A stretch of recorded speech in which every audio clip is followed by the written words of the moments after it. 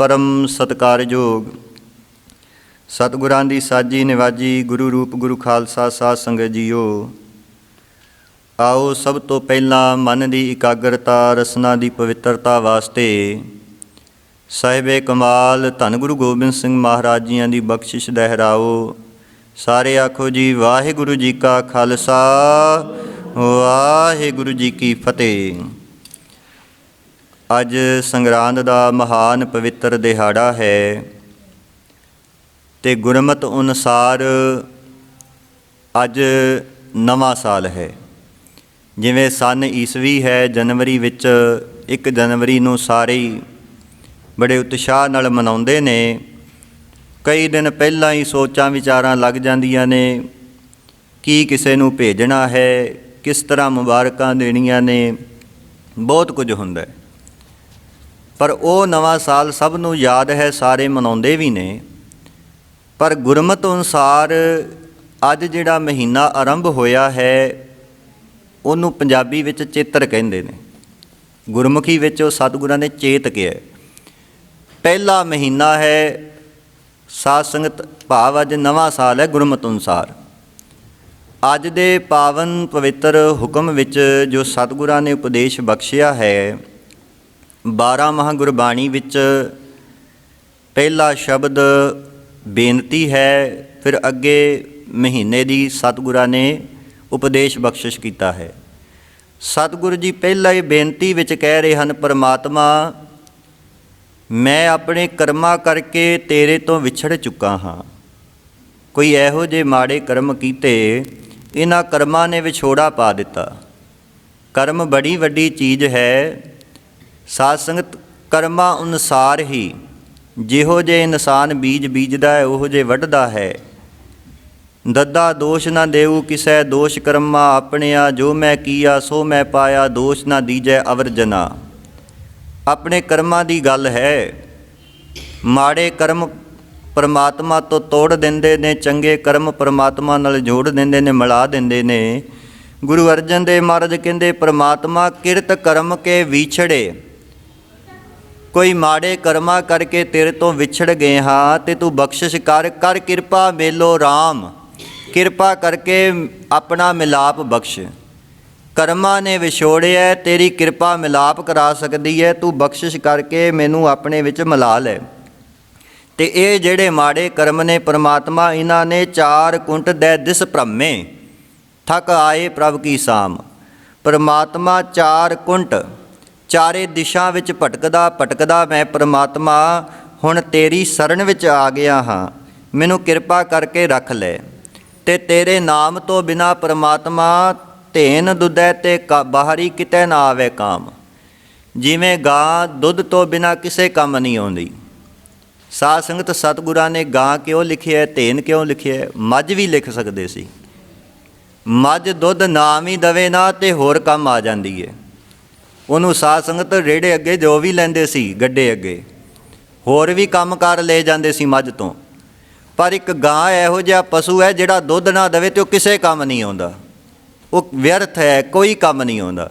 ਸਤਿਗੁਰੂ ਕਹਿੰਦੇ ਪਰਮਾਤਮਾ ਧੇਨ ਦੁੱਧੈ ਤੇ ਬਾਹਰੀ ਕਿਤੇ ਨਾ ਆਵੇ ਕਾਮ। ਜਿਵੇਂ ਗਾਂ ਦੁੱਧ ਤੋਂ ਬਿਨਾਂ ਕਿਸੇ ਕੰਮ ਨਹੀਂ ਆਉਂਦੀ। ਜਲ ਬਿਨ ਸਾਖ ਕੋ ਮਿਲਾਵਤੀ ਉਪਜੈ ਨਾਹੀ ਦਾਮ। ਜਲ ਤੋਂ ਬਿਨਾਂ, ਪਾਣੀ ਤੋਂ ਬਿਨਾਂ ਜਿਵੇਂ ਫਸਲ ਉਹ ਕਿਸੇ ਕੰਮ ਨਹੀਂ, ਉਹ ਤੋਂ ਕੁਝ ਖਟਿਆ ਨਹੀਂ ਜਾ ਸਕਦਾ, ਕੋਈ ਦਮ ਭਾਵ ਕੋਈ ਵਟਿਆ ਨਹੀਂ ਜਾ ਸਕਦਾ। ਇਸੇ ਤਰ੍ਹਾਂ ਹੀ ਪ੍ਰਮਾਤਮਾ ਹਰ ਨਾਹਾ ਨਾ ਮਿਲੀਏ ਸਾਜਨੈ ਕਤ ਪਾਈਏ ਬਿਸਰਾਮ। ਜੇ ਤੂੰ ਨਹੀਂ ਮਿਲਦਾ ਤੇ ਮਨ ਨੂੰ ਕੋਈ ਸ਼ਾਂਤੀ ਨਹੀਂ, ਕੋਈ ਸੁੱਖ ਨਹੀਂ। ਜਿਤ ਘਰ ਹਰ ਕੰਤ ਨਾ ਪ੍ਰਗਟੀ ਭੱਠ ਨਗਰ ਸੇ ਗ੍ਰਾਮ।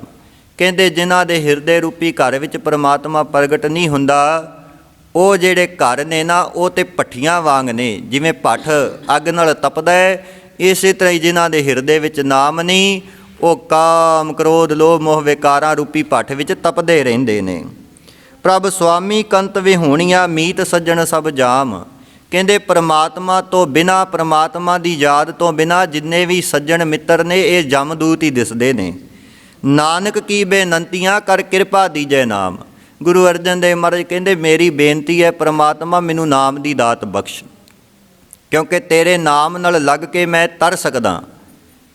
ਜਿਵੇਂ ਉਹ ਪਰਮਾਤਮਾ ਨਾਮ ਦੀ ਦਾਤ ਐਸੀ ਬਖਸ਼ਿਸ਼ ਕਰਦਾ ਹੈ। ਗੁਰੂ ਨਾਨਕ ਮਹਾਰਾਜ ਦਾ ਇਤਿਹਾਸ ਪੜ੍ਹੀਏ ਤੇ ਇੱਕ ਫਕੀਰ ਹੋਇਆ ਮੀਆਂ ਮਿੱਠਾ, ਉਹਦਾ ਨਾਮ ਮੀਆਂ ਮਿੱਠਾ।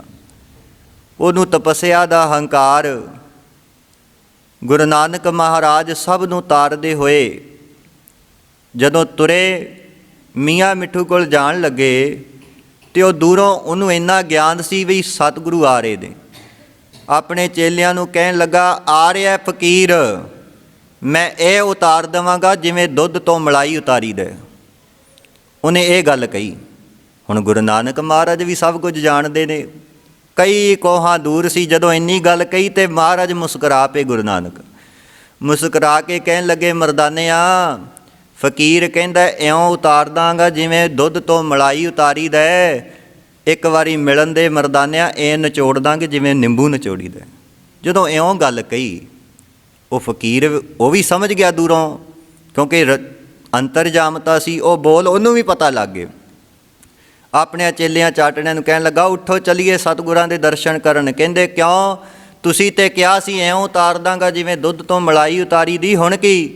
ਉਹ ਕਹਿਣ ਲੱਗਾ, ਮੈਂ ਤੇ ਸਿਰਫ ਇੰਨੀ ਕੀ ਪਾਵਰ ਹੈ, ਦੁੱਧ ਤੋਂ ਮਲਾਈ ਵਾਂਗੂ ਉਤਾਰ ਸਕਦਾ, ਪਰ ਦੁੱਧ ਤੋਂ ਮਲਾਈ ਉਤਾਰ ਦਈਏ, ਦੁੱਧ ਫਿਰ ਵੀ ਵਰਤਿਆ ਜਾ ਸਕਦਾ ਹੈ, ਪਰ ਜੇ ਇੱਕ ਵਾਰ ਨਿੰਬੂ ਨੂੰ ਨਿਚੋੜ ਦਿਓ ਕਿਸੇ ਕੰਮ ਨਹੀਂ ਆਉਂਦਾ, ਸੁੱਟਣਾ ਪੈਂਦਾ। ਉਹ ਕਹਿੰਦਾ ਇਉਂ ਨਿਚੋੜ ਦਾਂਗਾ ਜਿਵੇਂ ਨਿੰਬੂ ਨਿਚੋੜੀ ਦੇ। ਸਾਧ ਸੰਗਤ ਸਤਿਗੁਰਾਂ ਕੋਲ ਪਹੁੰਚੇ, ਮਾਫੀ ਮੰਗੀ। ਮਹਾਰਾਜ ਅਵੱਗਿਆ ਹੋਈ, ਐਸੇ ਉੱਚੇ ਬੋਲ ਬੋਲੇ। ਸਤਿਗੁਰੂ ਕਹਿਣ ਲੱਗੇ, ਬੰਦਗੀ ਕਰਦਾ ਬੰਦਗੀ ਕਰਦਾ। ਕੀ ਪਰਮਾਤਮਾ ਦਾ ਨਾਮ ਸੁਣਦਾ? ਅੱਖਾਂ ਬੰਦ ਕਰ। ਸੁਣਾਈ ਦੇ ਰਿਹਾ, ਕਹਿੰਦਾ ਮਹਾਰਾਜ ਅਜੇ ਤੇ ਕਿਤੇ ਵੀ ਖੁਦਾ ਨਹੀਂ ਦਿਸਦਾ, ਹਨੇਰਾ ਹੀ ਹਨੇਰਾ। ਸਤਿਗੁਰਾਂ ਨੇ ਬਾਂਹ ਫੜ ਲਈ ਫਕੀਰ ਦੀ, ਬਾਂਹ ਫੜ ਕੇ ਕਹਿਣ ਲੱਗੇ, ਹੁਣ ਜਪ। ਕਹਿੰਦੇ ਜਦੋਂ ਫਕੀਰ ਨੇ ਪਰਮਾਤਮਾ ਦਾ ਨਾਮ ਜਪਣਾ ਸ਼ੁਰੂ ਕੀਤਾ, ਕਹਿਣ ਲੱਗਾ, ਮਹਾਰਾਜ ਹੁਣ ਪੈਰ ਦੇ ਗੁੰਠੇ ਤੋਂ ਲੱਗ ਕੇ ਸਿਰ ਦੀ ਚੋਟੀ ਤੱਕ ਖੁਦਾ ਖੁਦਾ ਦਿਸ ਰਿਹਾ ਹੈ, ਸੁਣਾਈ ਦੇ ਰਿਹਾ ਹੈ। ਸੋ ਸਾਧ ਸੰਗਤ, ਗੁਰੂ ਚਾਵੇ ਤੇ ਪਲਾਂ ਵਿੱਚ ਹੀ ਅੰਦਰ ਸਿਮਰਨ ਚਲਾ ਦਿੰਦਾ ਹੈ, ਨਾਮ ਦੀ ਦਾਤ ਬਖਸ਼ਿਸ਼ ਦਿੰਦਾ ਹੈ। ਇਸੇ ਗੱਲ ਕਰਕੇ ਗੁਰੂ ਅਰਜਨ ਦੇਵ ਮਹਾਰਾਜ ਕਹਿੰਦੇ, ਨਾਨਕ ਕੀ ਬੇਨੰਤੀਆਂ। ਸਤਿਗੁਰੂ ਸਾਡੀਆਂ ਬੇਨੰਤੀਆਂ ਨੇ, ਅਰਜ਼ੋਈਆਂ ਨੇ, ਜੋਦੜੀਆਂ ਨੇ, ਕਿ ਕਰ ਕਿਰਪਾ ਦੀਜੈ ਨਾਮ, ਸਾਨੂੰ ਨਾਮ ਦੀ ਦਾਤ ਬਖਸ਼ੋ। ਹਰ ਮੇਲੋ ਸੁਆਮੀ ਸੰਗ ਪ੍ਰਭ, ਜਿਸ ਕਾ ਨਿਹਚਲ ਧਾਮ। ਪਰਮਾਤਮਾ ਮੈਨੂੰ ਉਹ ਪਰਮਾਤਮਾ ਮਿਲਾ ਜਿਹਦਾ ਨਿਹਚਲ ਧਾਮ ਕਹੀਏ ਅਟਲ ਕਾਇਮ ਰਹਿਣ ਵਾਲਾ ਹੈ। ਹੁਣ ਅਗਲਾ ਮਹੀਨਾ ਜਿਹੜਾ ਅੱਜ ਆਰੰਭ ਹੋਇਆ, ਉਸ ਦੀ ਵਿਆਖਿਆ ਸਤਿਗੁਰੂ ਦੱਸਦੇ ਨੇ। ਇਹ ਮਹੀਨੇ ਵਿੱਚ ਕੀ ਉਪਦੇਸ਼ ਦਿੱਤਾ ਹੈ? ਸਤਿਗੁਰੂ ਕਹਿੰਦੇ, ਚੇਤ ਗੋਵਿੰਦ ਆਰਾਧੀਐ, ਹੋਵੇ ਆਨੰਦ ਕਣਾ। ਚੇਤ ਦਾ ਭਾਵ ਚੇਤੇ ਕਰਨਾ। ਪਰਮਾਤਮਾ ਨੂੰ ਯਾਦ ਕਰੋ, ਭੁੱਲੇ ਹੋਇਆਂ ਉਹਨੂੰ ਯਾਦ ਕਰੋ। ਸਾਧ ਸੰਗਤ, ਆਪਾਂ ਜਿਹੜਾ ਸਤ ਸੰਗਤ ਵਿੱਚ ਆਉਂਦੇ ਹਾਂ, ਕਥਾ ਕਹਾਣੀਆਂ, ਗੁਰਬਾਣੀ ਪੜ੍ਹਨੀ ਸੁਣਨੀ, ਇਹ ਸਾਰੀ ਦਾ ਇੱਕੋ ਹੀ ਮਨੋਰਥ ਹੈ, ਸਾਨੂੰ ਰੱਬ ਚੇਤਾ ਆ ਜਾਵੇ।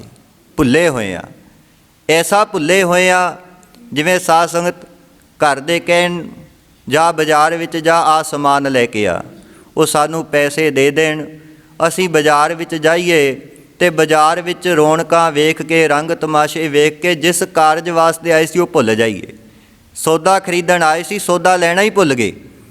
ਬਸ ਉਹ ਬਾਜ਼ਾਰ ਵਿੱਚ ਹੀ ਘੁੰਮਦੇ ਰਹੇ, ਰੌਣਕ ਮੇਲਾ ਵੇਖਦੇ ਰਹੇ, ਰੰਗ ਤਮਾਸ਼ੇ ਵੇਖਦੇ ਰਹੇ, ਤੇ ਉਹ ਸਾਧ ਸੰਗਤ ਜਿਸ ਵਾਸਤੇ ਆਏ ਸੀ ਉਹ ਭੁੱਲ ਗਏ। ਸ਼ਾਮ ਪੈ ਗਈ, ਜਦੋਂ ਜਿਉਂ-ਜਿਉਂ ਵਾਪਸ ਜਾ ਰਹੇ ਹੈ ਘਰ ਦੇ ਨਜ਼ਦੀਕ, ਫਿਰ ਯਾਦ ਆ ਰਿਹਾ ਉਹ ਭੇਜਿਆ ਕਾਹਦੇ ਵਾਸਤੇ ਸੀ। ਘਰ ਪਹੁੰਚਿਆ, ਘਰੋਂ ਝਿੜਕਾਂ ਮਿਲੀਆਂ, ਤੈਨੂੰ ਭੇਜਿਆ ਇਸ ਕੰਮ ਵਾਸਤੇ ਸੀ, ਤੂੰ ਖਾਲੀ ਹੱਥ ਆ ਗਿਆ। ਸਾਧ ਸੰਗਤ ਝਿੜਕਾਂ ਪਈਆਂ, ਡਾਂਟ ਪਈ। ਇਸੇ ਤਰ੍ਹਾਂ ਸੰਸਾਰ ਰੂਪੀ ਬਾਜ਼ਾਰ ਹੈ ਤੇ ਪਰਮਾਤਮਾ ਨੇ ਸਾਨੂੰ ਇਹ ਸੋਹਣਾ ਸਰੀਰ ਦਿੱਤਾ, ਸਵਾਸ ਭਾਂਡੇ ਵਿੱਚ ਪਾਏ ਨੇ, ਸਰੀਰ ਰੂਪੀ ਭਾਂਡੇ ਵਿੱਚ, ਤੇ ਇਹਦੇ ਵਾਸਤੇ ਪਾ ਕੇ ਸਰੀਰ ਵਿੱਚ ਸਾਨੂੰ ਸੰਸਾਰ ਰੂਪੀ ਬਾਜ਼ਾਰ ਵਿੱਚ ਭੇਜਿਆ ਸੌਦਾ ਖਰੀਦਣ ਵਾਸਤੇ। ਕਿਹੜਾ ਸੌਦਾ? ਨਾਮ ਦਾ ਸੌਦਾ। ਈਹਾ ਖਾਟ ਚਲੋ ਹਰ ਲਾਹਾ, ਆਗੇ ਬਸਨ ਸੋਹੇਲਾ। ਨਾਮ ਰੂਪੀ ਧਨ ਇਕੱਠਾ ਕਰਨ ਵਾਸਤੇ। ਪਰ ਅਸੀਂ ਇਹੋ ਜਿਹੇ ਸੰਸਾਰ ਰੂਪੀ ਬਾਜ਼ਾਰ ਵਿੱਚ ਆ ਗਏ, ਰੰਗ ਤਮਾਸ਼ਿਆਂ ਵਿੱਚ ਇੰਨੇ ਖਚਿਤ ਹੋ ਗਏ, ਜਿਸ ਕਾਰਜ ਵਾਸਤੇ ਪਰਮਾਤਮਾ ਨੇ ਭੇਜਿਆ ਸੀ ਉਹ ਭੁੱਲ ਗਏ, ਉਹ ਚੇਤਾ ਹੀ ਭੁੱਲ ਗਿਆ। ਤੇ ਜਦੋਂ ਉਮਰ ਪੂਰੀ ਹੋਈ, ਅਕਾਲ ਪੁਰਖ ਦੀ ਦਰਗਾਹ 'ਤੇ ਪਹੁੰਚੇ, ਤੇ ਉੱਥੋਂ ਵੀ ਸਾਧ ਸੰਗਤ ਫਿਰ ਝਿੜਕਾਂ ਮਿਲਦੀਆਂ, ਲਾਹਨਤਾਂ ਮਿਲਦੀਆਂ। ਮਨੁੱਖਾ ਜਨਮ ਮਿਲਿਆ ਕਾਹਦੇ ਵਾਸਤੇ, ਕਰ ਕੀ ਕੁਝ ਆਇਆ। ਸੋ ਸਾਧ ਸੰਗਤ, ਇਸ ਲਈ ਸਤਿਗੁਰੂ ਸਾਨੂੰ ਚੇਤਾ ਕਰਵਾ ਰਹੇ ਨੇ ਚੇਤ ਗੋਵਿੰਦ ਆਰਾਧੀਐ, ਚੇਤਰ ਦੇ ਮਹੀਨੇ ਵਿੱਚ ਉਸ ਗੋਵਿੰਦ ਅਕਾਲ ਪੁਰਖ ਨੂੰ ਚੇਤੇ ਕਰ, ਆਰਾਧਨਾ ਕਰ। ਮਹਾਰਾਜ ਜੀ ਆਰਾਧੀਏ ਫਿਰ ਹੋਏਗਾ ਕੀ?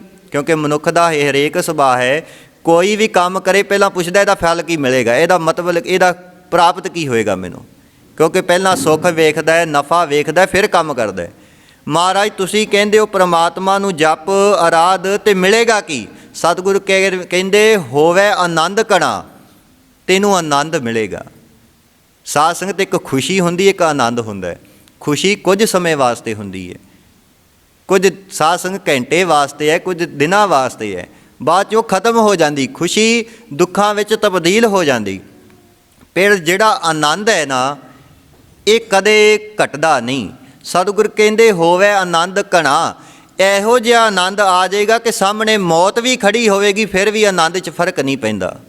ਸਤਿਗੁਰੂ ਕਹਿੰਦੇ ਚੇਤ ਗੋਵਿੰਦ ਆਰਾਧੀਐ, ਉਸ ਗੋਵਿੰਦ ਨੂੰ ਆਰਾਧ, ਹੋਵੇ ਆਨੰਦ ਘਣਾ, ਤੈਨੂੰ ਬਹੁਤ ਜ਼ਿਆਦਾ ਆਨੰਦ ਮਿਲੇਗਾ, ਬਹੁਤ ਜ਼ਿਆਦਾ ਸੁੱਖ ਮਿਲੇਗਾ। ਫਿਰ ਮਹਾਰਾਜ ਕਿਵੇਂ ਆਰਾਧਾਂ?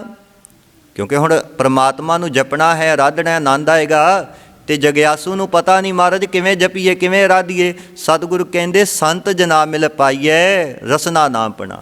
ਨਾਮ ਜਪਣ ਵਾਲਿਆਂ ਦੀ ਸੰਗਤ ਵਿੱਚ ਬੈਠਿਆ ਕਰ, ਸੰਤ ਜਨਾਂ ਦੀ ਸੰਗਤ ਵਿੱਚ। ਉਹਨਾਂ ਦੀ ਸੰਗਤ ਵਿੱਚ ਬੈਠ ਕੇ ਤੇ ਸੰਤ ਜਨਾਂ ਕੋਲ ਜਾ ਕੇ ਆਪਣੇ ਰੋਣੇ ਨਾ ਰੋ। ਉੱਥੇ ਕਰਨਾ ਕੀ ਹੈ? ਰਸਨਾ ਨਾਮ ਪਣਾ, ਰਸਨਾ ਨਾਲ ਨਾਮ ਜਪ ਜਿਵੇਂ ਉਹ ਜਪਦੇ ਨੇ। ਸਾਧ ਸੰਗਤ ਕਮਾਈ ਵਾਲਿਆਂ ਦੀ ਗੱਲ ਹੈ। ਜਿਹੜਾ ਨਾਮ ਜਪਦਾ ਹੈ ਨਾ, ਠੀਕ ਹੈ, ਅੱਜ ਕੱਲ੍ਹ ਪਖੰਡ ਵੀ ਬਹੁਤ ਹੈ, ਸੰਤ ਵੀ ਨੇ, ਅਸੰਤ ਵੀ ਨੇ, ਪਰ ਸਾਧ ਸੰਗਤ ਜਿਹੜਾ ਕਮਾਈ ਵਾਲਾ ਹੈ ਨਾ, ਕਬੀਰ ਜੀ ਕਹਿੰਦੇ ਕਬੀਰ ਸੰਤ ਕੀ ਗੈਲ ਨਾ ਛੋੜੀਏ। ਗੈਲ ਕਹਿੰਦੇ ਮਾਰਗ ਨੂੰ, ਰਸਤੇ ਨੂੰ। ਸੰਤ ਦੇ ਮਾਰਗ ਨੂੰ ਨਾ ਛੱਡੋ, ਰਸਤੇ ਨੂੰ ਨਾ ਛੱਡੋ, ਪਾਛੇ ਲਾਗੋ ਜਾਓ, ਉਹਦੇ ਪਿੱਛੇ ਤੁਰਿਆ ਰਹਿ। ਸਾਧ ਸੰਗਤ ਕਬੀਰ ਸੰਤ ਕੀ ਗੈਲ ਨਾ ਛੋੜੀਏ, ਮਾਰਗ ਪਾਛੇ ਜਾਓ, ਭੇਟ ਪੇਖਤ ਹੀ ਪੁਨੀਤ ਹੋਏ, ਭੇਟਤ ਜਪੀਏ ਨਾਉ। ਕਹਿੰਦੇ ਉਹਨਾਂ ਦੇ ਦਰਸ਼ਨ ਕਰਕੇ ਹੀ ਪਵਿੱਤਰਤਾ ਮਿਲ ਜਾਂਦੀ ਹੈ, ਅਤੇ ਉਹਨਾਂ ਦੀ ਸੰਗਤ ਕਰਕੇ ਨਾਮ ਜਪ। ਸੋ ਸੰਤ ਜਨਾਂ ਦੀ ਸੰਗਤ ਵਿੱਚ ਨਾਮ ਜਪਣਾ ਹੈ। ਸੰਤ ਜਨਾ ਮਿਲ ਪਾਈਏ, ਰਸਨਾ ਨਾਮ ਪਣਾ। ਫਿਰ ਸਤਿਗੁਰੂ ਕਹਿੰਦੇ ਜਿਨ ਪਾਇਆ ਪ੍ਰਭ ਆਪਣਾ, ਆਏ ਤਿਸੈ ਗਣਾ। ਕਹਿੰਦੇ ਦੁਨੀਆ ਵਿੱਚ ਆਉਣਾ ਉਹਦਾ ਪ੍ਰਵਾਨ ਨੀਕ ਹੈ, ਉਹਦਾ ਗਿਣਿਆ ਜਾਓ ਜਿਨ੍ਹਾਂ ਨੇ ਸਾਧ ਸੰਗਤ ਉਸ ਅਕਾਲ ਪੁਰਖ ਨੂੰ ਪਾ ਲਿਆ। ਜਿਨ ਪਾਇਆ ਪ੍ਰਭ ਆਪਣਾ, ਜਿਨ੍ਹਾਂ ਨੇ ਪ੍ਰਭੂ ਨੂੰ ਪਾਇਆ, ਆਏ ਤਿਸੈ ਗਣਾ, ਉਹਦਾ ਆਉਣਾ ਗਿਣਿਆ ਜਾਂਦਾ। ਆਏ ਸਾਰੇ ਹੀ ਆ, ਪਰ ਸਫਲਾ ਉਹਨਾਂ ਦਾ ਜਿਨ੍ਹਾਂ ਨੇ ਨਾਮ ਜਪਿਆ, ਜਿਨ੍ਹਾਂ ਨੇ ਰੱਬ ਦੀ ਪ੍ਰਾਪਤੀ ਕਰ ਲਈ ਹੈ। ਇੱਕ ਖਿਨ ਤਿਸ ਬਿਨ ਜੀਵਣਾ, ਬਿਰਥਾ ਜਨਮ ਜਣਾ। ਕਹਿੰਦੇ ਪਰਮਾਤਮਾ ਦੇ ਨਾਮ ਤੋਂ ਬਿਨਾਂ ਇੱਕ ਖਿਨ ਵੀ ਜਿਹੜਾ ਜੀਵਣਾ ਹੈ ਨਾ, ਉਹ ਬਿਰਥਾ ਹੈ, ਵਿਅਰਥ ਹੈ। ਸਾਧ ਸੰਗਤ ਕਿਸੇ ਕੰਮ ਦਾ ਨਹੀਂ। ਜਲ ਥਲ ਮਹੀਲ ਪੂਰਿਆ, ਰਵਿਆ ਵਿੱਚ ਵਣਾ। ਉਹ ਜਿਹੜਾ ਪਰਮਾਤਮਾ ਹੈ ਨਾ, ਉਹ ਸਾਰੇ ਪਾਸੇ ਰਮਿਆ ਹੋਇਆ, ਧਰਤੀ ਵਿੱਚ, ਪਾਣੀ ਵਿੱਚ, ਆਕਾਸ਼ ਵਿੱਚ, ਪਤਾਲ ਵਿੱਚ। ਜਲ ਥਲ ਮਹੀਲ ਪੂਰਿਆ, ਰਵਿਆ ਵਿੱਚ ਵਣਾ। ਸੋ ਪ੍ਰਭ ਚਿਤ ਨਾ ਆਵੀ, ਕਿਤੜਾ ਦੁੱਖ ਗਣਾ। ਜੇ ਪਰਮਾਤਮਾ ਚੇਤੇ ਨਾ ਆਵੇ, ਕਹਿੰਦੇ ਕਿੰਨਾ ਦੁੱਖ ਹੋਏਗਾ, ਉਹ ਗਿਣਿਆ ਨਹੀਂ ਜਾ ਸਕਦਾ। ਸੋ ਪ੍ਰਭ ਚਿਤ ਨਾ ਆਵੀ, ਕਿਤੜਾ ਦੁੱਖ ਗਣਾ। ਜਿਨੀ ਰਾਵਿਆ ਸੋ ਪ੍ਰਭੂ, ਤਿੰਨਾ ਭਾਗ ਮਣਾ। ਕਹਿੰਦੇ ਜਿਹੜੇ ਫਿਰ ਪਰਮਾਤਮਾ ਨੂੰ ਜਪਦੇ ਨੇ ਨਾ, ਤਿੰਨਾਂ ਦਾ ਭਾਵ ਹੈ ਉਹਨਾਂ ਦੇ ਭਾਗ ਬੜੇ ਵੱਡੇ ਨੇ, ਮਣਾ ਮੂੰਹੀ ਭਾਗ ਵੱਡੇ ਨੇ ਜਿਹਨਾਂ ਨੇ ਰੱਬ ਨੂੰ ਪਾ ਲਿਆ। ਚੇਤ ਮਿਲ ਹਰ ਦਰਸ਼ਨ ਕੋ ਮਨ ਲੋਚਦਾ, ਨਾਨਕ ਪਿਆਸ ਮਨਾ। ਸਤਿਗੁਰੂ ਕਹਿੰਦੇ ਉਸ ਅਕਾਲ ਪੁਰਖ ਦੇ ਦਰਸ਼ਨਾਂ ਨੂੰ ਮਨ ਲੋਚ ਰਿਹਾ ਹੈ, ਤੜਫ ਹੈ। ਸੋ ਜਿਨ੍ਹਾਂ ਦੇ ਤੜਫ ਹੈ ਨਾ, ਉਹਨਾਂ ਨੂੰ ਰੱਬ ਦੀ ਪ੍ਰਾਪਤੀ ਵੀ ਹੋ ਜਾਂਦੀ ਹੈ। ਸਤਿਗੁਰੂ ਕਹਿੰਦੇ ਅਖੀਰਲੀ ਪੰਕਤੀ 'ਚ, ਚੇਤ ਮਿਲਾਏ ਸੋ ਪ੍ਰਭੂ ਤਿਸ ਕੈ ਪਾਏ ਲੱਗਾ। ਜਿਹੜਾ ਚੇਤਰ ਦੇ ਮਹੀਨੇ ਵਿੱਚ ਮੈਨੂੰ ਰੱਬ ਨਾਲ ਮਿਲਾ ਦੇਵੇ, ਮੈਂ ਉਹਦੇ ਚਰਨਾਂ ਨਾਲ ਲੱਗ ਜਾਵਾਂ, ਉਹਦੇ ਪਰ ਚਰਨ ਫੜ ਲਵਾਂ, ਉਹਦੇ ਪੈਰ ਫੜ ਲਵਾਂ। ਸੋ ਸਾਧ ਸੰਗਤ ਪਰਮਾਤਮਾ ਦੇ ਨਾਮ ਤੋਂ ਬਿਨਾਂ ਮਨੁੱਖਾ ਜਨਮ ਧਾਰਿਆ ਵਿਅਰਥ ਹੈ। ਭਾਵੇਂ ਜਿੰਨੇ ਮਰਜ਼ੀ ਅਸੀਂ ਸਿਆਣੇ ਬਣ ਜਾਈਏ, ਵਿਅਰਥ ਕਿਵੇਂ? ਸਾਧ ਸੰਗਤ ਜੀ, ਜਿਵੇਂ ਇੱਕ ਰਾਜੇ ਦੇ ਕਹੇ 'ਤੇ ਕਿਸੇ ਜੋਹਰੀ ਨੇ ਲਾਲ ਦੀ ਕੀਮਤ ਪਾਈ। ਰਾਜਾ ਕਹਿਣ ਲੱਗਾ ਇਹਦੀ ਕੀ ਕੀਮਤ ਹੈ? ਜੋਹਰੀ ਕਹਿਣ ਲੱਗਾ ਇਹ ਲਾਲ ਦੀ ਕੀਮਤ ਹੈ 99 ਲੱਖ। ਰਾਜਾ ਕਹਿਣ ਲੱਗਾ ਵੀ 1 ਕਰੋੜ ਪੂਰਾ ਕਿਉਂ ਨਹੀਂ? 99 ਲੱਖ ਦਾ ਹੈ, ਤੈਨੂੰ ਕਿਵੇਂ ਪਤਾ ਲੱਗਾ ਵੀ ਇਹ ਲਾਲ 99 ਲੱਖ ਦਾ ਹੈ, 1 ਕਰੋੜ ਦਾ ਕਿਉਂ ਨਹੀਂ? ਜੋਹਰੀ ਕਹਿਣ ਲੱਗਾ ਰਾਜਨ, ਆਪਣੇ ਖਜ਼ਾਨੇ ਵਿੱਚੋਂ 100 ਮਣੀਆਂ ਮੰਗਵਾ। 100 ਮਣੀਆਂ ਮੰਗਵਾਈਆਂ ਗਈਆਂ। ਉਹ ਲਾਲ ਦੇ ਸਾਹਮਣੇ ਰੱਖ ਦਿੱਤੀਆਂ। ਹੁਣ ਉਹ ਲਾਲ ਦਾ ਜਿਹੜਾ ਅਕਸ਼ ਸੀ ਉਹ ਕਹਿੰਦੇ 99 ਮਣੀਆਂ ਤੇ ਪਿਆ, ਇੱਕ ਤੇ ਨਾ ਪਿਆ। ਜੌਹਰੀ ਕਹਿਣ ਲੱਗਾ, ਵੇਖ ਰਾਜਨ, ਇਹ ਲਾਲ ਆਪਣਾ ਅਕਸ਼ 99 ਮਣੀਆਂ ਤੇ ਪਾ ਸਕਿਆ, ਇੱਕ ਤੇ ਨਹੀਂ ਪਾਇਆ, ਇਸ ਲਈ ਇਸ ਦੀ ਕੀਮਤ 99 ਲੱਖ ਹੈ, 1 ਕਰੋੜ ਪੂਰਾ ਨਹੀਂ। ਰਾਜਾ ਬੜਾ ਪ੍ਰਸੰਨ ਹੋਇਆ। ਕਿੰਨਾ ਸਿਆਣਾ ਜੌਹਰੀ ਹੈ, ਕਿੰਨੇ ਸੁਚੱਜੇ ਢੰਗ ਨਾਲ ਲਾਲ ਦੀ ਕੀਮਤ ਪਾਈ ਹੈ। ਇਹਨੂੰ ਤੇ ਕੋਈ ਇਨਾਮ ਦੇਣਾ ਚਾਹੀਦਾ, ਇਹਨੂੰ ਕੋਈ ਵੱਡਾ ਭਾਰਾ ਇਨਾਮ ਦਿਓ, ਸਤਪੁਰਸ਼ਾਂ ਦੇ ਹੱਥਾਂ ਰਾਹੀਂ ਇਨਾਮ ਦਿਓ। ਰਾਜੇ ਦੇ ਬਾਗ ਵਿੱਚ ਕੋਈ ਮਹਾਂਪੁਰਖ 20 ਤਰਾਗ ਸਤਪੁਰਸ਼ ਉਤਰੇ ਨੇ, ਉਹਨਾਂ ਨੂੰ ਬੁਲਾਇਆ ਗਿਆ। ਮਹਾਂਪੁਰਖੋ, ਇਹ ਜੌਹਰੀ ਬੜਾ ਸਿਆਣਾ ਹੈ, ਇਹਨੇ ਬੜੇ ਸੋਹਣੇ ਢੰਗ ਨਾਲ ਇਹ ਲਾਲ ਦੀ ਕੀਮਤ ਪਾਈ ਹੈ, ਅਤੇ ਤੁਸੀਂ ਆਪਣੇ ਹੱਥਾਂ ਨਾਲ ਜਿੰਨਾ ਇਨਾਮ ਦੇਣਾ ਚਾਹੁੰਦੇ ਹੋ ਦੇ ਦਿਓ, ਜਿੰਨਾ ਇਨਾਮ ਤੁਸੀਂ ਚਾਹੋ ਇਹ ਦੇ ਦਿਓ, ਇਹ ਬੜਾ ਸਿਆਣਾ ਜੌਹਰੀ ਹੈ। ਮਹਾਂਪੁਰਖ ਕਹਿਣ ਲੱਗੇ, ਅੱਛਾ ਲਾਲ ਦੀ ਕੀਮਤ ਪਾਈ? ਕਹਿਣ ਲੱਗੇ, ਹਾਂ, ਬੜੇ ਸੋਹਣੇ ਢੰਗ ਨਾਲ ਪਾਈ। ਕਹਿੰਦੇ ਇੱਦਾਂ ਕਰੋ, ਫਿਰ ਸਵਾਹ ਲਿਆਓ। ਕਹਿੰਦੇ ਇਹਦੇ ਸਿਰ ਵਿੱਚ ਸਵਾਹ ਦੀਆਂ ਮੁੱਠਾਂ ਪਾਓ। ਸਾਰੇ ਹੈਰਾਨ, ਮਹਾਰਾਜ ਇੰਨਾ ਸਿਆਣਾ ਜੌਹਰੀ ਅਤੇ ਇਹਦੇ ਸਿਰ ਵਿੱਚ ਤੁਸੀਂ ਕਹਿੰਦੇ ਸਵਾਹ ਦੀਆਂ ਮੁੱਠਾਂ ਪਾਓ? ਕਹਿੰਦੇ ਕਿਉਂ? ਕਹਿਣ ਲੱਗੇ, ਇੰਨਾ ਸਿਆਣਾ ਹੋ ਕੇ ਪੱਥਰਾਂ ਨੂੰ ਪਰਖਦਾ ਪਿਆ ਹੈ, ਪਰਮਾਤਮਾ ਦਾ ਨਾਮ ਲਾਲ ਵਰਗਾ ਅੰਦਰ ਹਿਰਦੇ ਵਿੱਚ ਛੁਪਿਆ, ਗੁਰ ਸ਼ਬਦ ਦੁਆਰਾ ਉਹਦਾ ਪਰਖ ਨਹੀਂ ਕਰ ਰਿਹਾ। ਪਰਮਾਤਮਾ ਹਿਰਦੇ ਵਿੱਚ ਛੁਪਿਆ, ਉਹਦੀ ਪਰਖ ਨਹੀਂ ਕਰ ਰਿਹਾ ਅਤੇ ਸਾਰੀ ਜ਼ਿੰਦਗੀ ਪੱਥਰਾਂ ਨੂੰ ਪਰਖਦਾ ਰਿਹਾ। ਇਹਦੇ ਸਿਰ ਵਿੱਚ ਤੇ ਸਵਾਹ ਪਾਓ। ਸੋ ਸਾਧ ਸੰਗਤ ਜੀ, ਬਾਹਰੀ ਤੌਰ 'ਤੇ ਜਿੰਨੇ ਮਰਜ਼ੀ ਸਿਆਣੇ ਬਣ ਜਾਈਏ, ਬੜੇ ਪੜ੍ਹੇ ਲਿਖੇ ਵਿਦਵਾਨ ਬਣ ਗਏ, ਪਰ ਜਿਸ ਅੰਤਰ ਆਤਮਾ ਨਹੀਂ ਪਹਿਚਾਣਿਆ, ਗੁਰੂ ਦੀ ਸ਼ਬਦ ਦਾ ਗਿਆਨ ਹੀ ਨਹੀਂ ਹੋਇਆ, ਕਦੇ ਨਾਮ ਹੀ ਨਹੀਂ ਜਪਿਆ, ਅਤੇ ਸਾਧ ਸੰਗਤ ਜੀ ਫਿਰ ਸਤਿਗੁਰੂ ਕਹਿੰਦੇ, ਗੁਰ ਕੀ ਮਤ ਤੂੰ ਲਹੇ ਆਨੇ, ਭਗਤ ਬਿਨਾ ਬੋ ਡੂਬੇ ਸਿਆਣੇ। ਵੱਡੇ ਵੱਡੇ ਸਿਆਣੇ ਸਾਰੀ ਡੁੱਬ ਜਾਂਦੇ ਨੇ ਜਿਹੜੇ ਗੁਰੂ ਦੀ ਮਤ ਨਹੀਂ ਗ੍ਰਹਿਣ ਕਰਦੇ। ਇਸ ਲਈ ਸਾਧ ਸੰਗਤ ਜੀ, ਮਨੁੱਖਾ ਜਨਮ ਜਿਹੜਾ ਮਿਲਿਆ ਦੁਰਲੱਭ ਹੈ, ਇਹ ਮਿਲਿਆ ਹੈ ਪਰਮਾਤਮਾ ਦੀ ਬੰਦਗੀ ਵਾਸਤੇ। ਸਤਿਗੁਰੂ ਕਹਿੰਦੇ, ਨਾਮ ਜਪ ਕੇ ਉਸ ਵਿੱਚ ਅਭੇਦਤਾ ਪ੍ਰਾਪਤ ਕਰੋ। ਸੋ ਸਾਧ ਸੰਗਤ, ਭਈ ਪ੍ਰਾਪਤ ਮਾਨੁਖ ਦੇ ਹੁਰੀਆ, ਗੋਬਿੰਦ ਮਿਲਨ ਕੀ ਇਹ ਤੇਰੀ ਬਰੀਆ। ਇਹ ਵਾਰੀ ਹੈ ਉਸ ਅਕਾਲ ਪੁਰਖ ਵਿੱਚ ਅਭੇਦ ਹੋਣ ਦੀ। ਅਵਰ ਕਾਜ ਤੇਰਾ ਕਿਤੇ ਨਾ ਕਾਮ। ਜਿਹੜੇ ਅਸੀਂ ਹੋਰ ਦੁਨਿਆਵੀ ਕੰਮਾਂ ਕਾਰ ਕਰਦੇ ਹਾਂ, ਇਹਨਾਂ ਦੀ ਅੱਗੇ ਪਰਲੋਕ ਵਿੱਚ ਕੋਈ ਬਾਤ ਨਹੀਂ ਹੋਏਗੀ। ਉੱਥੇ ਤੇ ਬਾਤ ਹੋਏਗੀ, ਮਿਲ ਸਾਧ ਸੰਗਤ ਭਜ ਕੇਵਲ ਨਾਮ। ਕਿੰਨਾ ਸਮਾਂ ਗੁਰੂ ਕੀ ਸੰਗਤ ਵਿੱਚ ਬੈਠ ਕੇ ਇਸਨੇ ਨਾਮ ਸੁਣਿਆ, ਭਜਨ ਕੀਤਾ, ਉਹ ਗੱਲ ਹੋਏਗੀ। ਇਸ ਲਈ ਸਾਧ ਸੰਗਤ ਜੀ, ਸਮਾਂ ਕੱਢਿਆ ਕਰੋ, ਸਵੇਰ ਸ਼ਾਮ ਗੁਰੂ ਘਰ ਵਿਖੇ ਜ਼ਰੂਰ ਹਾਜ਼ਰੀ ਭਰਿਆ ਕਰੋ। ਸਾਧ ਸੰਗਤ, ਜਿੰਨਾ ਚਿਰ ਅਸੀਂ ਗੁਰੂ ਕੀ ਸੰਗਤ ਵਿੱਚ ਨਹੀਂ ਬੈਠਦੇ, ਉਨਾ ਚਿਰ ਸਾਨੂੰ ਇਹ ਸਮਝ ਨਹੀਂ ਆਉਣੀ, ਇਹ ਗਿਆਨ ਨਹੀਂ ਹੋਣਾ, ਅਸੀਂ ਸੰਸਾਰ ਵਿੱਚ ਆਏ ਕਿਸ ਵਾਸਤੇ ਹਾਂ।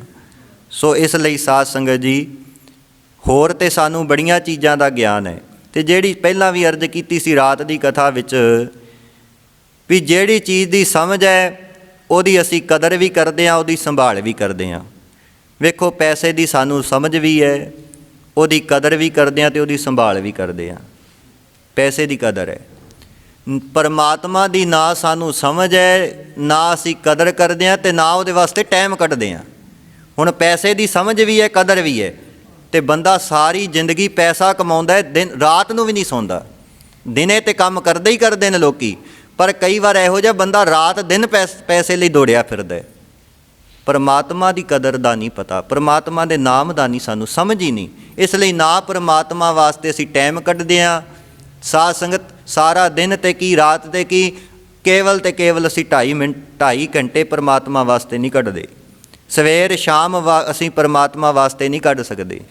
ਕਦਰ ਨਹੀਂ, ਅਤੇ ਜਿੰਨਾ ਚਿਰ ਸਮਝ ਨਹੀਂ, ਉਹਨਾਂ ਚਿਰ ਚੀਜ਼ ਦੀ ਕਦਰ ਨਹੀਂ ਕਰਦੇ। ਸੋ ਸਾਧ ਸੰਗਤ ਜੀ, ਇਸ ਲਈ ਗੁਰੂ ਕੀ ਸੰਗਤ ਵਿੱਚ ਆਓ। ਜਿਵੇਂ ਦੁਨਿਆਵੀ ਕੰਮਕਾਰ ਕਰਦੇ ਹਾਂ, ਉਸੇ ਤਰ੍ਹਾਂ ਹੀ ਪਰਮਾਤਮਾ ਦਾ ਭਜਨ ਕਰਨਾ, ਇਹ ਸਾਡਾ ਮੁੱਖ ਫਰਜ਼ ਹੈ। ਮਨੁੱਖਾ ਜਨਮ ਦਾ ਅਸਲ ਪ੍ਰਯੋਜਨ ਇਹ ਹੀ ਹੈ ਵੀ ਪਰਮਾਤਮਾ ਦਾ ਭਜਨ ਕਰਨਾ। ਪ੍ਰਾਣੀ ਤੂੰ ਆਇਆ ਲਾਹਾ ਲੈਣ, ਲੱਗਾ ਕਿਤ ਕੋ ਫਕੜੇ, ਸਭ ਮੁਕਦੀ ਚੱਲੀ ਰਹਿਣ। ਇਸ ਲਈ ਅੱਜ ਦੇ ਜਿਹੜਾ ਮਹੀਨਾ ਆਰੰਭ ਹੋਇਆ ਹੈ, ਉਹਦੇ ਵਿੱਚ ਸਤਿਗੁਰੂ ਕਹਿੰਦੇ, ਚੇਤ ਗੋਵਿੰਦ ਆਰਾਧੀਐ। ਚੇਤਰ ਦੇ ਮਹੀਨੇ ਵਿੱਚ ਉਸ ਗੋਬਿੰਦ ਅਕਾਲ ਪੁਰਖ ਨੂੰ ਆਰਾਧ। ਤੇਰੇ ਦੁੱਖ ਝੋਰੇ, ਫਿਕਰ, ਚਿੰਤਾਵਾਂ ਇਹ ਸਾਰੇ ਮਿਟ ਜਾਣਗੇ, ਅਤੇ ਹੋਏਗਾ ਕਿ ਆਨੰਦ ਕਣਾ, ਤੈਨੂੰ ਭਰਪੂਰ ਆਨੰਦ ਮਿਲੇਗਾ। ਇਸ ਲਈ ਸਾਧ ਸੰਗਤ ਜੀ ਆਓ ਧਾਰਨਾ ਰੂਪ ਵਿੱਚ ਇਹ ਸ਼ਬਦ ਨੂੰ ਗਾਇਨ ਕਰੀਏ। ਚੇਤ ਗੋਵਿੰਦ ਅਰਾਧਿਐ, ਚੇਤ ਗੋਵਿੰਦ ਅਰਾਧਿਐ, ਚੇਤ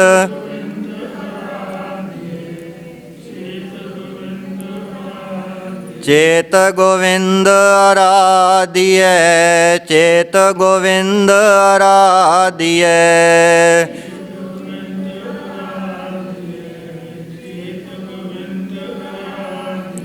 ਹੋਵੇ ਆਨੰਦ ਕਣਾ, ਹੋਵੇ ਆਨੰਦ ਕਣਾ,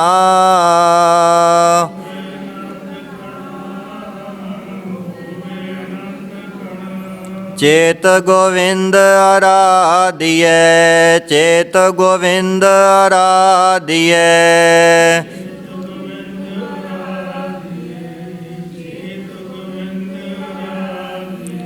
ਫਿਰਤ ਫਿਰਤ ਪ੍ਰਭ ਆਇਆ, ਫਿਰਤ ਫਿਰਤ ਪ੍ਰਭ ਆਇਆ,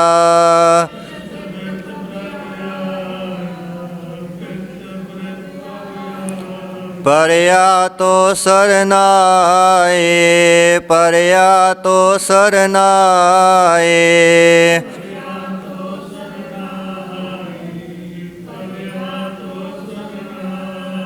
ਨਾਨਕ ਕੀ ਪ੍ਰਭ ਬੇਨਤੀ, ਨਾਨਕ ਕੀ ਪ੍ਰਭ ਬੇਨਤੀ।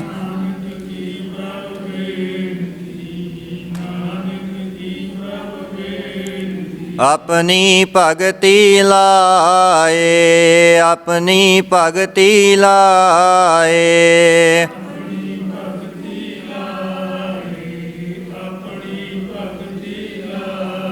ਆਪਣੀ ਭਗਤੀ ਲਾਏ, ਆਪਣੀ ਭਗਤੀ ਲਾਏ।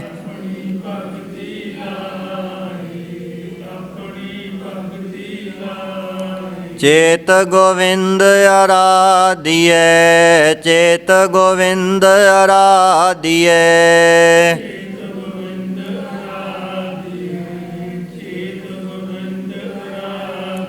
ਸੋ ਚੇਤਰ ਦੇ ਮਹੀਨੇ ਵਿੱਚ ਸਤਿਗੁਰੂ ਕਹਿੰਦੇ ਉਸ ਗੋਬਿੰਦ ਅਕਾਲ ਪੁਰਖ ਨੂੰ ਆਰਾਧਨਾ ਕਰੋ, ਤੁਹਾਨੂੰ ਆਨੰਦ ਪ੍ਰਾਪਤ ਹੋਏਗਾ। ਉਹ ਆਨੰਦ ਜਿਹੜਾ ਜ਼ੁਬਾਨ ਨਾਲ ਕਿਹਾ ਨਹੀਂ ਜਾ ਸਕਦਾ। ਸੁੱਖ ਸਾਰੇ ਭਾਲਦੇ ਹਾਂ, ਕੋਈ ਵੀ ਇਨਸਾਨ ਨਹੀਂ ਜਿਹੜਾ ਦੁੱਖ ਚਾਹੁੰਦਾ ਹੈ, ਪਰ ਕਰਮ ਉਹ ਨੇ ਜਿਨ੍ਹਾਂ ਦਾ ਫਲ ਸਾਧ ਸੰਗ ਦੁੱਖ ਹੋਵੇ। ਇਸ ਲਈ ਕਰਮ ਸਤਿਗੁਰੂ ਕਹਿੰਦੇ ਚੰਗੇ ਕਰੋ।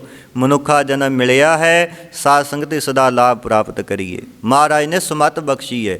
84 ਲੱਖ ਜੂਨਾਂ ਨੇ, 84 ਲੱਖ ਜੂਨਾਂ 'ਚੋਂ ਮਨੁੱਖ ਨੂੰ ਸਰਦਾਰ ਮੰਨਿਆ ਜੂਨਾਂ ਦਾ।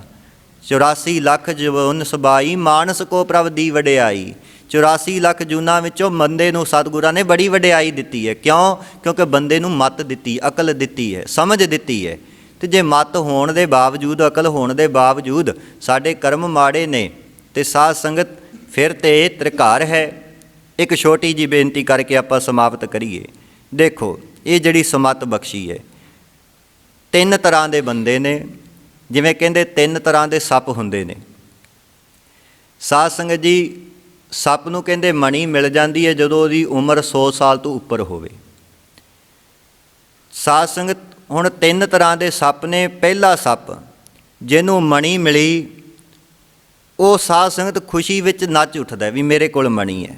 ਮੰਨ ਲਓ ਹੰਕਾਰ ਵਿੱਚ ਆ ਜਾਂਦਾ, ਉਹ ਨੱਚ ਟੱਪਦਾ ਹੈ ਵੀ ਮੇਰੇ ਕੋਲ ਮਣੀ ਆ ਗਈ। ਨੱਚਦਿਆਂ ਟੱਪਦਿਆਂ ਕਹਿੰਦੇ ਉਹ ਮਣੀ ਆਪਣੀ ਮਿੱਟੀ ਵਿੱਚ ਹੀ ਗਵਾ ਲੈਂਦਾ, ਮਿਲਦੀ ਨਹੀਂ, ਗਵਾ ਲਈ। ਹੰਕਾਰ ਵਿੱਚ ਆ ਗਿਆ ਵੀ ਮੇਰੇ ਕੋਲ ਮਣੀ ਹੈ, ਮੇਰੇ ਕੋਲ ਮਣੀ ਹੈ, ਗਵਾ ਬੈਠਦਾ, ਪਛਤਾਤਾਪ ਕਰਦਾ। ਇਹ ਪਹਿਲੇ ਨੰਬਰ ਦਾ। ਦੂਜਾ, ਜਿਹਨੂੰ ਮਣੀ ਮਿਲਦੀ ਹੈ, ਉਹ ਸਭ ਕਹਿੰਦੇ ਮੱਸਿਆ ਵਾਲੀ ਰਾਤ ਨੂੰ ਮਣੀ ਨੂੰ ਕੱਢ ਕੇ ਆਪਣੇ ਵਿਚਕਾਰ ਰੱਖ ਲੈਂਦਾ ਹੈ।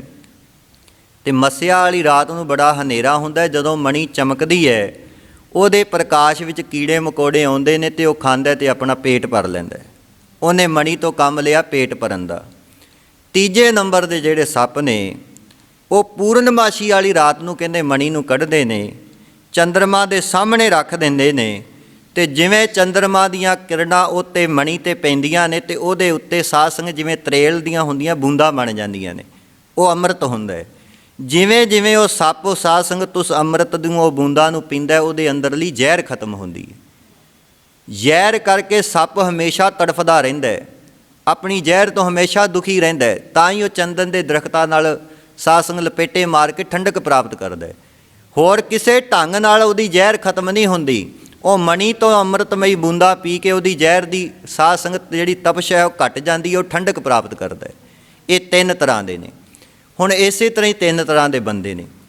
ਪਹਿਲਾ ਬੰਦਾ ਜਿਹਨੂੰ ਸਤਿਗੁਰਾਂ ਨੇ ਮਨੁੱਖਾ ਜਨਮ ਵੀ ਦਿੱਤਾ ਅਤੇ ਮੱਤ ਦੇ ਦਿੱਤੀ, ਸੱਪ ਨੂੰ ਮਣੀ ਦਿੱਤੀ, ਬੰਦੇ ਨੂੰ ਮੱਤ ਦਿੱਤੀ, ਅਤੇ ਬੰਦਾ ਵੀ ਪਹਿਲੇ ਸੱਪ ਵਾਂਗੂ ਹੰਕਾਰ 'ਚ ਮੈਂ ਸਿਆਣਾ ਆ, ਗੁਰੂ ਘਰ ਜਾ ਕੇ ਵੀ ਆਪਣੀ ਮਾਤੀ ਦੱਸਣੀ, ਹਰੇਕ ਕੋਲ ਜਾ ਕੇ ਆਪਣੀ ਵਡਿਆਈ ਕਰਨੀ, ਆਪਣੇ ਆਪ ਨੂੰ ਵੱਡਾ ਸਮਝਣਾ, ਵੀ ਦੂਜਿਆਂ ਨੂੰ ਤੇ ਕਹਿਣਾ ਇਹ ਤੇ ਕੁਝ ਵੀ ਨਹੀਂ।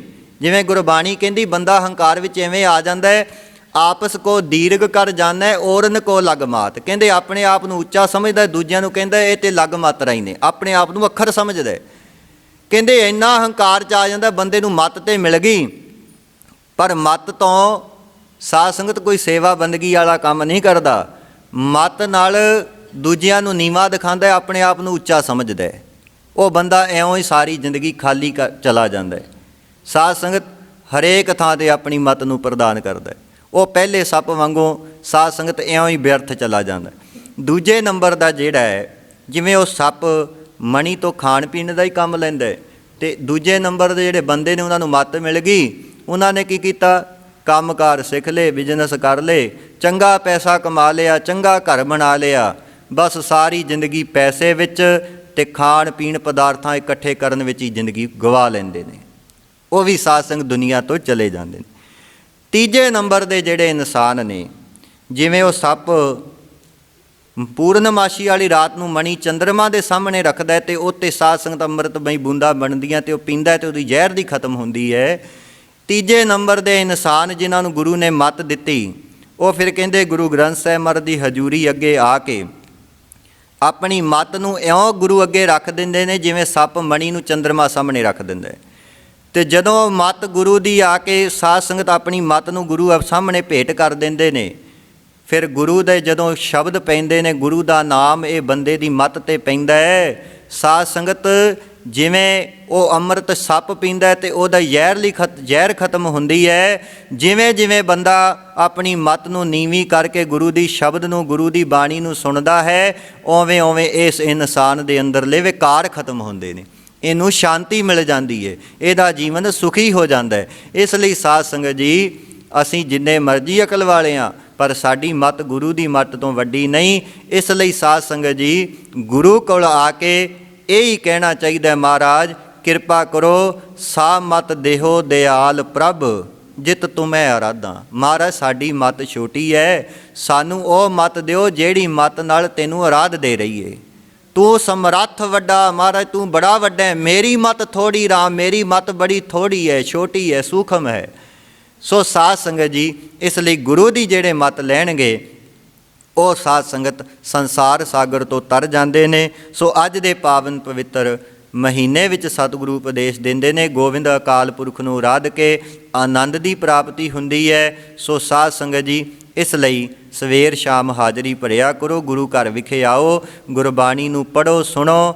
ਸਾਧ ਸੰਗਤ ਵਾਹਿਗੁਰੂ ਦਾ ਨਾਮ ਜਪਦੇ ਜਪਦੇ ਲੋਕ ਵਿੱਚ ਵੀ ਸੌਖੇ ਰਹੀਏ ਅਤੇ ਪਰਲੋਕ ਵੀ ਸਾਡੇ ਸੁਹੇਲੇ ਹੋ ਜਾਣ। ਸੋ ਅੱਜ ਦੇ ਸੰਗਰਾਂਦ ਦੇ ਦਿਹਾੜੇ ਦਾ ਔਰ ਨਵੇਂ ਸਾਲ ਦਾ ਕਹਿ ਲਓ, ਆਪ ਸਰਬੱਤ ਸੰਗਤਾਂ ਨੂੰ ਲੱਖ ਲੱਖ ਵਧਾਈ ਹੋਵੇ। ਇਹ ਨਵਾਂ ਮਹੀਨਾ ਆਪ ਸਰਬੱਤ ਸੰਗਤਾਂ ਲਈ ਸੁੱਖਾਂ ਭਰਿਆ ਸਤਿਗੁਰੂ ਬਤੀਤ ਕਰਨ। ਸੋ ਸੇਵਕ ਪਰਿਵਾਰ ਸੁਖਜੀਤ ਸਿੰਘ ਸਮੁੱਚੇ ਪਰਿਵਾਰ ਵੱਲੋਂ ਗੁਰੂ ਕੀ ਸੰਗਤ ਵਾਸਤੇ ਸਾਧ ਸੰਗਤ ਚਾਹ ਦੇ ਲੰਗਰ ਤਿਆਰ ਹਨ। ਹੁਣ ਵਾਹਿਗੁਰੂ ਦਾ ਜਾਪ ਹੋਏਗਾ, ਨਾਲ ਗੁਰੂ ਕੀ ਪਵਿੱਤਰ ਦੇਗ ਪ੍ਰਾਪਤ ਕਰੋ। ਸੋ ਕਥਾ ਦੇ ਸਤਿਕਾਰ ਵਜੋਂ ਜਿਨ੍ਹਾਂ ਨੇ ਮਾਇਆ ਭੇਟ ਕੀਤੀ, ਨਾਮ ਸਤਿਗੁਰੂ ਜਾਣਦੇ ਹਨ। ਸਰਬੱਤ ਦੀਆਂ ਭਾਵਨਾ ਸਤਿਗੁਰੂ ਗੁਰਮਤਿ ਅਨੁਸਾਰ ਸੰਪੂਰਨ ਕਰਨ। ਸਾਰੇ ਫਤਿਹ ਬੁਲਾਓ ਜੀ। ਵਾਹਿਗੁਰੂ ਜੀ ਕਾ ਖਾਲਸਾ, ਵਾਹਿਗੁਰੂ ਜੀ ਕੀ ਫਤਿਹ।